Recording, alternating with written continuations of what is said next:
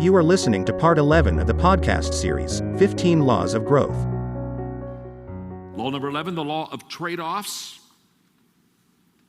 And the law of trade-offs just simply says you have to give up to go up. Okay? Trade-off choices cause me to ask the following questions. What are the pluses and the minuses of this trade-off? Number 2, will I go through this change or will I grow through this change? There's a difference between going through change and growing through it. So stay with me in your notes. The value of trade-offs is not to endure them.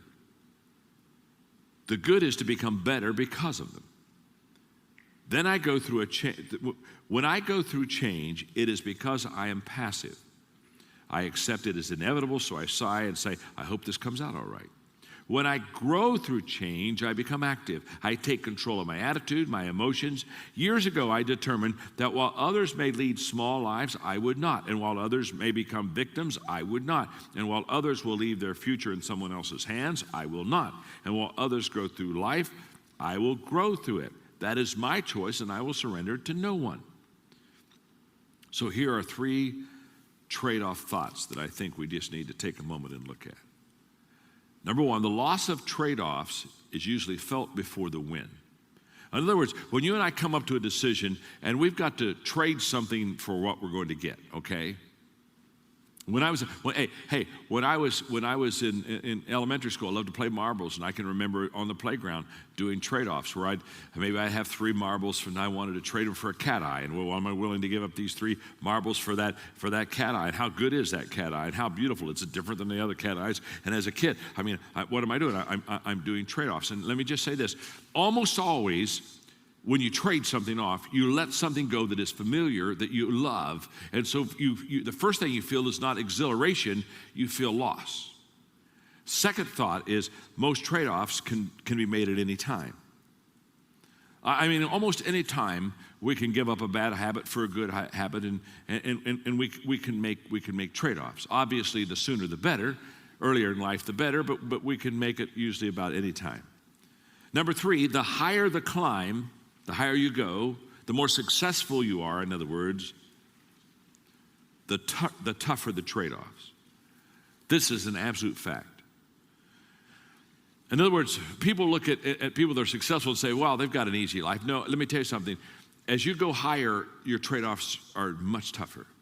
I love people who say, boy, when I started off, my wife and I, we just gave everyone, and we gave up everything, and we just moved there, and we gave it all up. Of course you gave it all up. You didn't have anything when you started. All you had was a small U-Haul and 3 pieces of furniture and some hope. You didn't have anything. And you know what I learned in the beginning? It isn't hard to give it up. You don't have anything to give up.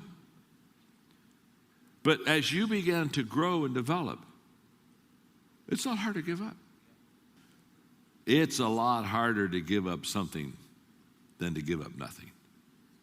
So the higher you climb, those trade-offs get tougher. Henry Thoreau said, the price of anything is the amount of life you exchange for it. And Henry Kissinger said, each success only buys an admission ticket to a more difficult problem. Wow, are they right? At the bottom, we change because of desperation. As we climb, we change for inspiration. And desperation is a higher motivator than inspiration. Always has been, always will be. One more thought on trade-offs. Only through the wise exchange of trade-offs can we reach our potential. I believe that. I believe people that reach their potential very carefully at certain times and crossroads of their lives make good trade-offs. And by the way, let me explain something about a good trade-off. A good trade-off is not what you immediately receive from it. I've made 7 major moves in my life, as far as just really 7 moves that you'd say, ooh, that was kind of major, okay? I made 7 of them. In 5 of the 7 major moves I made in my life, wherever I was going to, I made less money than what I just left. In other words, there are only two times that, and one of the two times that I made more money than where I was when I left college and took my first church. And any poor college kid knows that, if you got a job at a gas station, it improves your income. You know what I'm saying? And so that's one. So most of the moves I've made in life, I've moved and made less money, because I didn't move for financial gain. I moved for opportunity.